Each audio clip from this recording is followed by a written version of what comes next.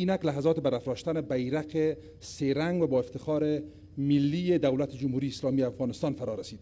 از جلالت مآب رئیس جمهور محمد اشرف غنی با کمال احترام دعوت می نمایم به جایگاه تشریف فرمایند، بیرق پر افتخار سه رنگ ملی را برافراشته و به اهتزاز در بیاورند. جلالت مآب رئیس.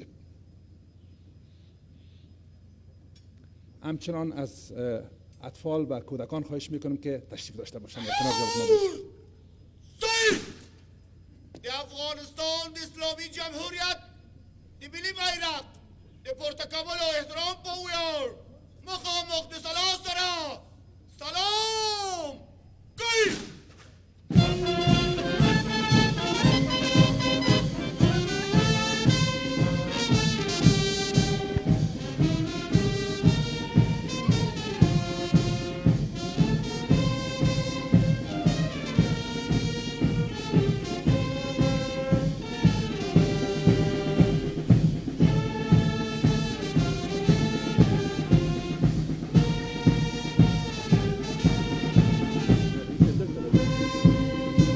Vale, ce ne-au de zia, trebuie să fiu la